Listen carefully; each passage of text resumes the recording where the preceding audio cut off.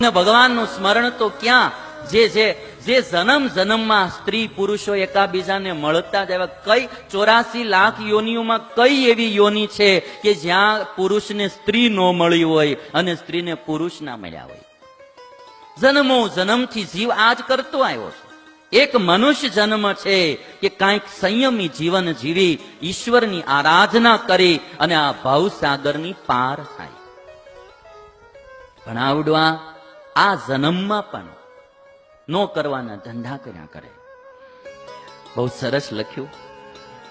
એટલું ધ્યાન જો ધરે હરિનું, પર નારીને પર પુરુષમાં આસક્ત થયેલા જીવ રાત દાડો છે એનું ચિંતવન કરે છે. એટલું ચિંતવન જો ઈ ભગવાનનું કરે ને તો એનો બેડો પાર થઈ જાય ભાઈ, તો એનો બેડો પાર થઈ જાય. એટલું ધ્યાન જો ધરે હરિનું, થાય સફળ અવતાર. પણ કામીને કાંઈ ન સૂજે, કામમાં તદાકાર. પણ કામી માણાને આ ક્યાંથી સૂજે ભાઈ? એ તો કામમાં જ રાજતાટો પડ્યો હોય. બહુ સમજવા જેવા બધા વિચારો. પછી તો આવડો અમાળો આવે કીચક અને સૈરંદ્રીની પ્રશંસા બહુ કરે. શાસ્ત્રમાં પહેલેથી આ બધું લખાણું છે. કોઈને પાડવા હોય ને એટલે પહેલું કામ પ્રશંસાનું થાય, વખાણ કરવા માંડે.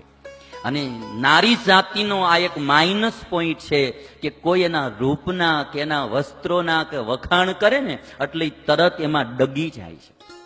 આ એક માઇનસ પોઈન્ટ છે ને. અહીંયા માણસે થોડું કડક થવું જોઈએ. જેને ધર્મ પાળવો હોય ને ગમે એટલા કોઈ વખાણ કરે ને ત્યાં તો બી એ ન બોલતો, જે છે એ બધું મારું ભલે રહ્યું. તમે તમારે આવડા આમ વખાણ કરે પણ તમે આજ બહુ સારા શોભો છો એટલે આવડા તરત એમ તો હાડિયું આમાં મળે કરવા હરખ્યું. આવું ન થવું. પેલો કોઈ પણ ને પાડવાનો પેલો માર્ગ છે પ્રશંસા, વખાણ. વખાણ મળે ને કરવા કોઈ સમજી લેવું, એનાથી દૂર થઈ જવું. એવા વખાણમાં કોઈ દી પડવું નહીં. એ વખાણમાં કોઈ દી પડવું નહીં. પ્રશંસા શરૂ કરી કિચકે. અને પછી બીજી વાત કરી, પ્રલોભન આપવા લાગ્યો. આ બે પાડવાના રસ્તા છે. એક તો વખાણ કરે કામી માણસ, પછી પુરુષ હોય કે સ્ત્રી એને બીજાને પાડવા હોય, એને વશ કરવા હોય એટલે એ પહેલા વખાણ શરૂ કરશે અને બીજું એને પ્રલોભન આપશે. હું તને આમ કરી દઈશ, હું તમને તેમ કરી દઈશ, હું તમને આટલું આમ આપીશ, આમ કરીશ, તેમ. આ પ્રલોભન આપે.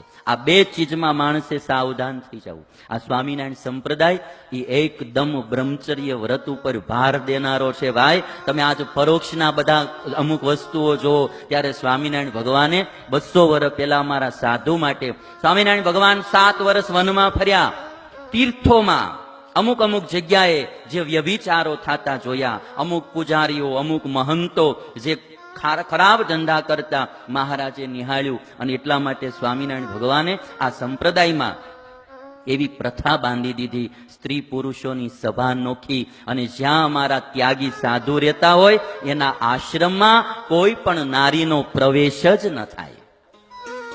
આ નારીનો તિરસ્કાર નથી ભાઈ.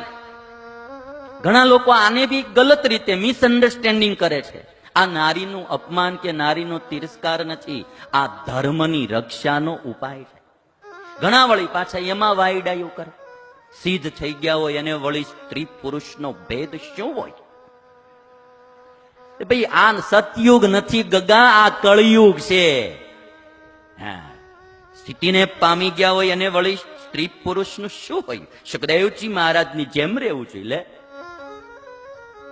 શાસ્ત્રોએ કીધું છે પુરુષ છે એ ઘીનો ઘડો છે, નારી છે એ અગ્નિ છે. બે ભેગા થાય એટલે ઘી ઓગળ્યા વિના રે.